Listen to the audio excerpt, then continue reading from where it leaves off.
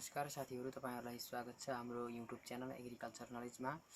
आज हामी विशेष गरी कृषि प्रास र नाप्रासको पाठ्यक्रमको सेवा सम्बन्धी कृषि सम्बन्धी जुन एकाइ छ त्यसको पहिलो शीर्षक नेपालको संविधानमा कृषि तथा खाद्य सम्बन्धी व्यवस्थाको बारेमा छलफल गर्नका लागि उपस्थित भएका छौं।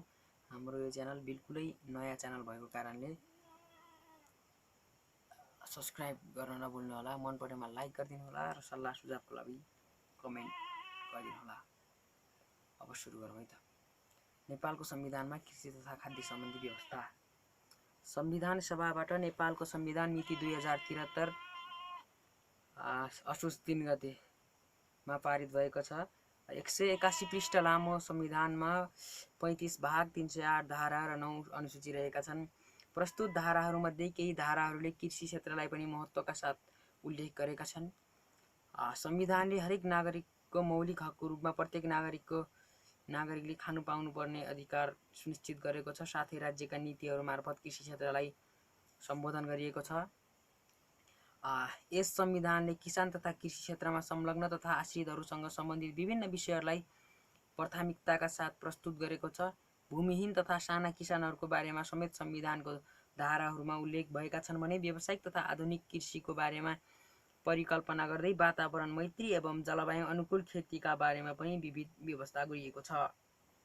रोजगारी र अन्य विभिन्न बहानामा देशका युवा शक्ति पलायन हुँदा देशमा कृषि क्षेत्रमा काम गर्ने जनशक्तिको अभाव हुन पुगेको छ, जसले गर्दा कतिपय स्थानमा जग्गाहरू बाँझो रहन गएको छ। यस्तो अवस्थालाई मध्यनजर गर्दै जग्गाको सदुपयोगको कानुनी व्यवस्था गर्न खोजिएको छ। जग्गाको आकार सीमित छ, जसले गर्दा बढ्दै गएको जनसङ्ख्यालाई संविधानले व्यवस्था गरेको अधिकार बमोजिम खाद्य सुरक्षा र खाद्य सम्प्रभुताको प्रत्याभूति दिलाउन विद्यमान भन्दा धेरै उत्पादन गर्नुपर्ने चुनौती हामी सामु छ।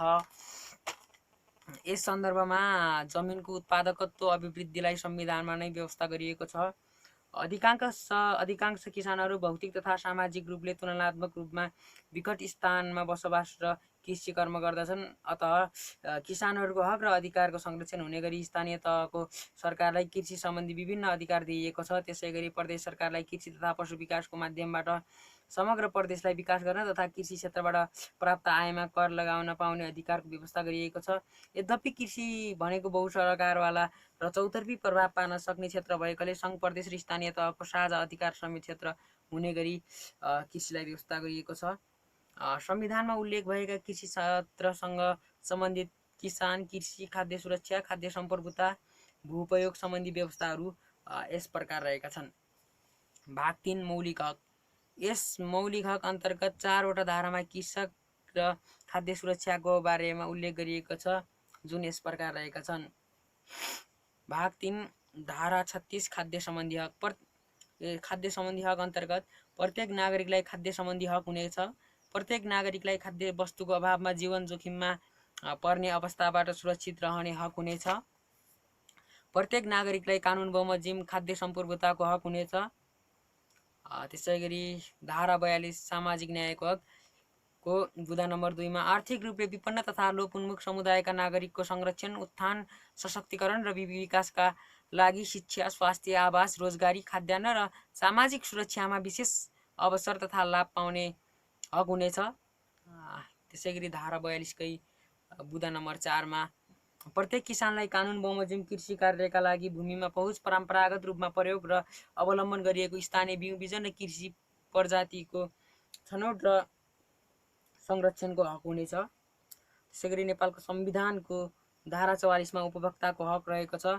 प्रत्येक उपभोक्तालाई गुणस्तरीय वस्तु तथा सेवा प्राप्त गर्ने हक हुनेछ।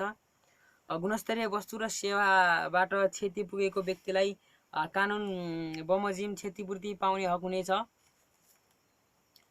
धारा 25 सम्पत्तिको हक। भूमिको उत्पादन र उत्पादकत्व वृद्धि गर्न, कृषिको आधुनिकीकरण र व्यवसायीकरण, वातावरण संरक्षण, व्यवस्थित आवास तथा शहरी विकास गर्ने प्रायोजनका लागि राज्यले कानुन बमोजिम भूमि सुधार, व्यवस्थापन र नियमन गर्न बाधा पर्ने छैन।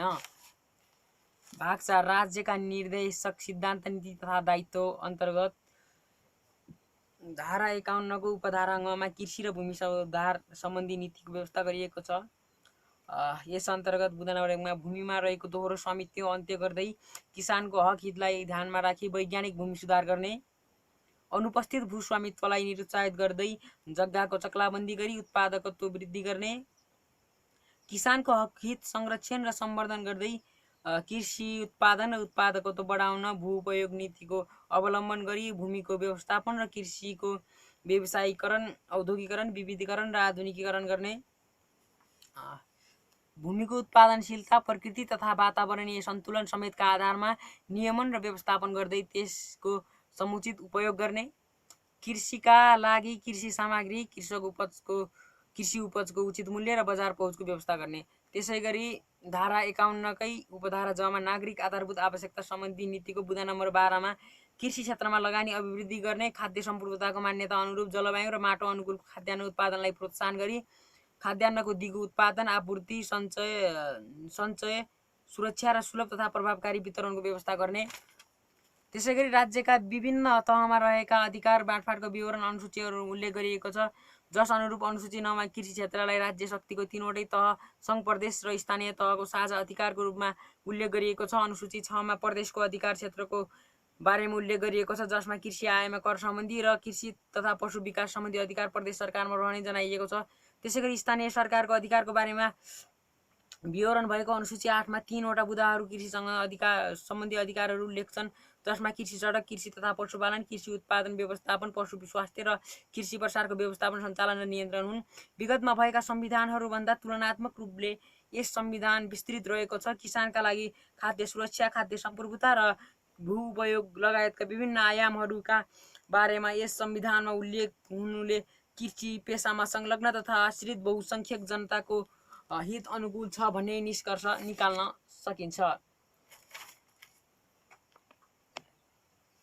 नेपालको संविधानको अनुसूचीमा संविधानको अनुसूची 5 मा रहेको सङ्घको अधिकारको सूची अन्तर्गत कृषिसँग प्रत्यक्ष सम्बन्धित हुने विषय क्वारेन्टाइन रहेको छ। त्यसैगरी संविधानको अनुसूची 6 मा रहेको प्रदेशको अधिकारको सूची अन्तर्गत कृषिसँग प्रत्यक्ष सम्बन्धित हुने विषय कृषि तथा पशुपालन रहेको छ।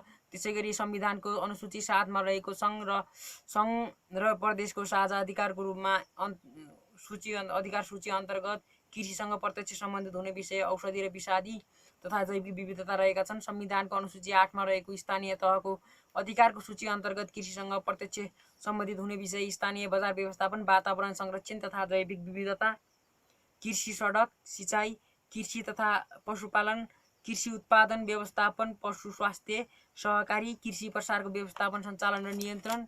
त्यसैगरी संविधानको अनुसूची 9 मा रहेको सङ्घ, प्रदेश र स्थानीय तहको साझा अधिकार सूची अन्तर्गत कृषिसँग प्रत्यक्ष सम्बन्धित हुने विषय कृषि र जैविक विविधता रहेका छन्। तपाईहरुलाई आजको हाम्रो भिडियो कस्तो लाग्यो, जस्तो लाग्यो त्यसै सल्लाह सुझावको लागि कमेन्ट बक्समा गएर केही सुझाव छोडिदिनु होला। त्यसैगरी हाम्रो युट्युब च्यानललाई सब्स्क्राइब गरे, लाइक, सेयर गरेर सहयोग गरिदिनु हुनेछ भन्ने पनि आशा